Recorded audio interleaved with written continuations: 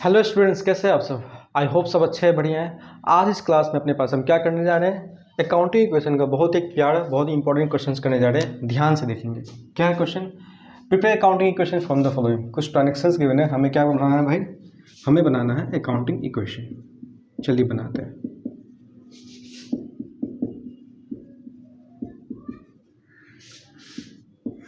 क्या होता है इक्वेशन? इक्वेशन होता है हमारा assets equals to capital plus liabilities. ठीक है, इधर हम क्या लिख देते हैं? तो चलो पहले इस क्वेश्चन में सब हेडिंग्स चेक कर लो एक बार। ये तो आपका प्रैक्टिस के साथ आ सकता है कि आपको पता हो क्या क्या हेडिंग्स हो सकता है। एक बार क्वेश्चन को तो पढ़ना ही पड़ेगा उसके लिए। फिर भी तो मुझे कैश का समझ में आ रहा है, स्टॉक का समझ में आ रहा है, दो तो मिल गया।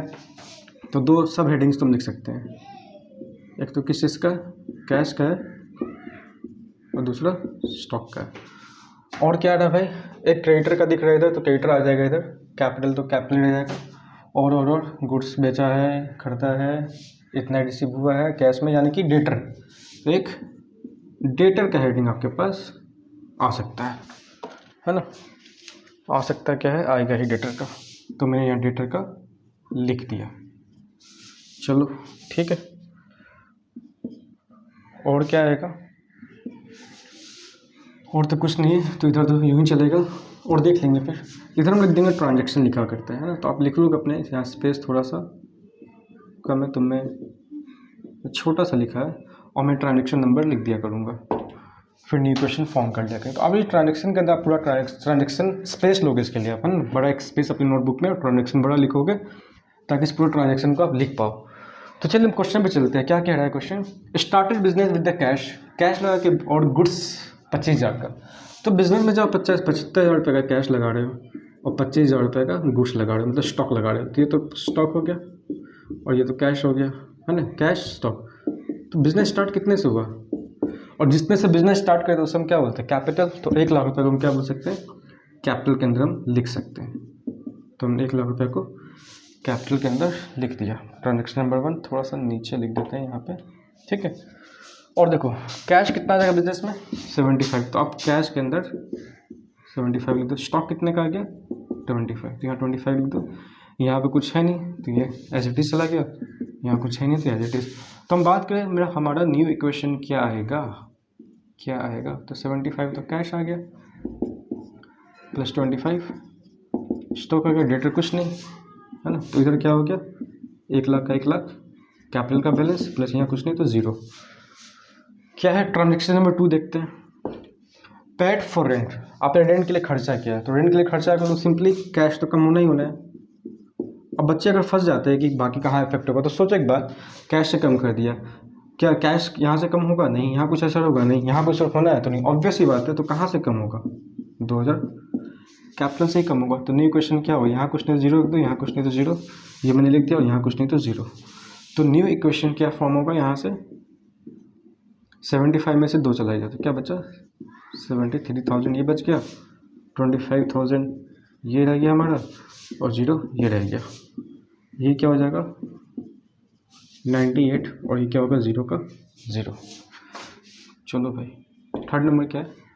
Bought goods for cash, cash में आपने 30,000 का स्टॉक लिया और कर्ज पे 44 का, तो आपने कुछ तो कैश खर्च किया। तो देखो 30,000 रुपये का आपके पास क्या है?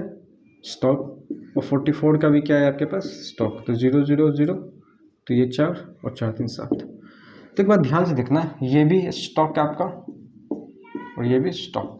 तो स्टॉक तो सिंपल से बात है, इतने से बढ़ेगा, तो आप स्टॉक में 74 प्लस कर ही सकते हो। तो 74 में स्टॉक में मतलब 74 प्लस कर दो। और देखो ये वाला स्टॉक आपके पास कैश खर्च करके आया, आपने कैश खर्च किया है, तो 30,000 तो कैश से कम होना चाहिए। तो 30,000 रुपये हम कैश से कम करेंगे, तो हमने कर दिया।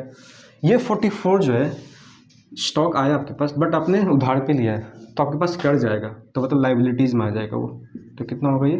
44। इसका मतलब यहाँ कोई चेंजेस नहीं है, यहाँ जीरो आ गया, प्लस यहाँ जीरो।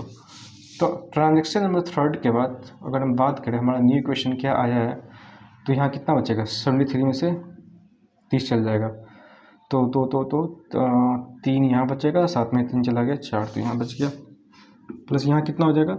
000 54972 99 ये हो गया, और प्लस ये 0, ये एज इट इज़ 98 का 98, और आपके पास लाइबिलिटी कर्ज कितना कह गया 44 का। ठीक है, क्या है इसके बाद?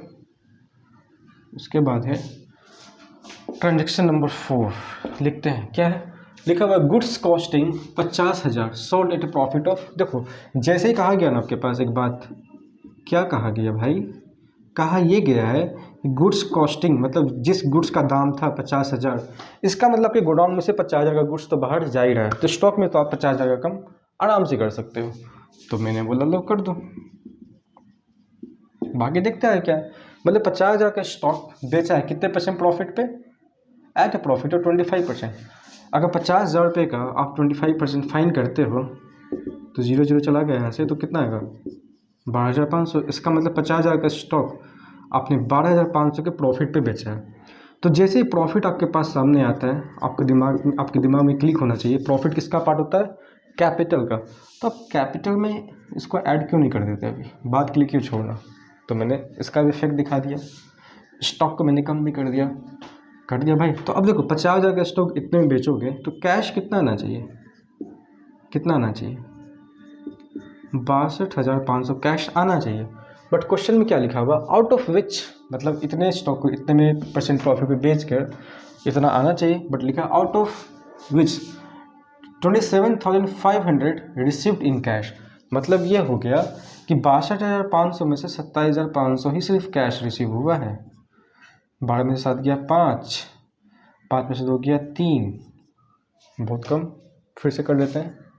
62,500 में से 27,500 ही रिसीव हुआ है, 000, 12 में से 7 चला गया 5, यहाँ क्या बचा 5 में से 2 चला गया 3, इसका मतलब यही 35 है। मुझे ही कन्फ्यूज़न हो गया कि मैंने ये क्या लिख दिया था जल्दबाजी में। तो 35,000 आपको रिसीव नहीं हुआ है कैश में, इसका मतलब आपको लगता नहीं है सर कि ये पैसा बाद में मिलने वाला है, इसे हम डेटर बोलते हैं, जिससे हम पैसा बाद में लेंगे। तो यानी कि 35,000 का डेटर हो गया, और कैश में सिर्फ आया 27,500, तो आप कैश में ऐड कर सकते हो, बट कितना 27,500, तो आपने ऐड कर दिया। डेटर कितने का बन गया 35 का, क्यों, क्योंकि इतना मिलना था, मिला सिर्फ इतना, तो इतना नहीं मिला, इसका मतलब इतना नहीं मिला, इतना नहीं मिला तो इतने का आपके पास डेटर, जो पैसा आपको बाद में देगा, यानी कि 35,000 का हो गया। यहाँ कुछ है नहीं तो 0, इसका मतलब न्यू इक्वेशन जो होगा ट्रांजेक्शन नंबर 4 के बाद क्या होगा, ये होगा 5 0 0 7 3 10 0, और ये कितना होगा 4 2 6। ठीक है भाई, चलो आगे, और क्या है, सही जोड़ा है क्या मैंने, 5 ये 7 3 10 0 4 2 6, और यहाँ आएगा 7। देखो भाई गलत हो रहा था, इसको चलो माइनस करो, 9 बच गया, 9 का 9 में से 5 गया 4, 49 प्लस ये तो 35 का 35। इधर क्या हो जाएगा 2 0 2 0, यहाँ तो 0 0 ऐड हो गया, 5 ये ऐड हो गया, और 8 2 10 0, 9 1 10 1 11। इधर क्या हो जाएगा भाई 44 का 44। तो 1,01,500 तो ये हो गया, 1,10,500 कैपिटल हो गया, लायबिलिटी हो गया आपका 44, डेटा 35, एसेट्स 49, और कैश का बैलेंस कितना आपके पास 70,500। लास्ट नंबर ट्रांजेक्शन क्या कहता है, purchase motorcycle for personal use, 20,000 रुपये का मोटरसाइकिल परचेज किया है। तो पर्सनल यूज़ में आप जो भी खरीदो, मोटरसाइकिल खरीदो, गाड़ी खरीदो, BMW खरीदो, ऑडी खरीदो, जो भी खरीदो, अगर पर्सनल यूज़ है तो ड्राइंग्स है, जैसे ही ड्राइंग्स होता है उससे आपका कैपिटल कम होता है और कैश कम होता है। तो भाई साहब 20,000 रुपया हमें कैश में से कम करना पड़ेगा, तो ये क्या बचेगा 50,500, प्लस इधर कुछ नहीं तो 0, तो ये एज इट इज़ 49 आ जाएगा, इधर कुछ नहीं तो ये 0, एज इट इज़ ये 35 आ जाएगा। तो कैश का बैलेंस कितना हुआ 50,500, स्टॉक का बैलेंस कितना हुआ 49,000, डेटर का बैलेंस कितना हो गया 35, और इधर तो कोई है नहीं, कोई नहीं मतलब इधर कुछ नया हुआ नहीं है, तो 1,10,500 का आपका कैपिटल रह गया, प्लस इधर कुछ नहीं है तो 0 का 0, यानी कि ये बैलेंस 44 का 44 कैपिटल का आ गया। एक बार इसे ऐड कर लो, 1,10,500 में 44,000 को ऐड कर लो और चेक करो दोनों साइड बैलेंस। 4 यार 1,54,500, उधर कितना है 35,49, 35, 49 और 50,500। 0 0 5 9 5 14 4 5 4 9 9 3 12 12 1 13। इतना कम क्यों हो रहा है? फिर से ऐड कर लो, देख लो तो एक बार। 35, 49 और ये तीन ही है ना, तो भाई 35,49, तो 9 0 0 0 5 ये हो गया, 9 5 14 के 4 हो गया, ये तो बचा 1 4 3 7 7 5 12 12 1 13। कहीं डिफरेंस है? क्यों डिफरेंस है चेक करना होगा। ये बैलेंस मुझे सही आया था, सही लग रहा है, ये तो कैलकुलेशन सही किया है। ये 49, इसके बाद कुछ चेंजेस तो नहीं आया है ना, क्योंकि 50,000 का सामान बेचा था तो 50,000 का हमने यहाँ माइनस किया था। ठीक है, प्रॉफिट हमने इसमें 12,500 ऐड कर दिया था, किया था यहाँ पे यहाँ पे ये ठीक है। 12,000 इस लाइन में थोड़ा सा नीचे लिखा गया, तो 12,500 का प्रॉफिट ऐड कर दिया था, जिसमें से कैश कितना रिसीव हुआ था 27,500, तो 27,500 हमने कैश में लिख दिया था, बाकी डेटर। ठीक तो है, तो गलत कहाँ हो रहा है? फिर से ऐड कर लेता हूँ 49 और 35, 0 0 0 9 5 14 4 4 3 7 और 1 8, 84 तो यही हमारे पास है, 84 और उधर 50,500 वो है हमारा, तो 50,500 ये है हमारा, तो 5 और ये हो गया 4 8 5 13, 8 5 13। तो गलत कहाँ हो रहा है भाई? अब बैलेंस मिलाता हूँ, बैलेंस दे रखा होगा अगर, तो कैश 50,500 दे रखा है, स्टॉक भी है, डेटर्स भी है, लाइबिलिटीज़ कैपिटल आपका 90,500 है। अच्छा, कैपिटल 90,500, ओहो एक्सट्रीमली सॉरी, क्योंकि मैंने यहाँ 20,000 रुपया कैश से कम किया जल्दबाजी में। मैंने बोला है जब पर्सनल यूज़ करोगे तो आपका 20,000 तो मतलब कि कैपिटल कम होगा, तो इस ट्रांजेक्शन में यहाँ 20,000 तो कम होना ही होना है, तो ये बचेगा 90,500, 90,500 मिल गया। एक्सट्रीमली सॉरी फॉर दिस, जल्दबाजी में मैंने लगा इफेक्ट मैंने दिखा दिया। ये 20,000 जो कैश से कम होगा पर्सनल यूज़ का पैसा मोटरसाइकिल परचेज के लिए, तो कैपिटल से मैंने कम नहीं किया, मैंने 0 लिख दिया था, तो मिल गया हमें ये बैलेंस। अब सही, अब मिला लेना, सही है अब आपका। तो ठीक है, मिलते हैं नेक्स्ट वीडियो में कुछ और अच्छे क्वेश्चंस के साथ। टिल देन आप पढ़ते रहें, रिवाइज करते रहें। इसमें जो गलती हुआ था है ना, उसके लिए I am again saying extremely sorry. जल्दबाजी में ऐसा हुआ, तो यहाँ से एक बात समझ में आता है, हमें जल्दबाजी नहीं करना है। तो मिलते हैं नेक्स्ट वीडियो में कुछ और अच्छे क्वेश्चंस के साथ। Till then bye bye, take care.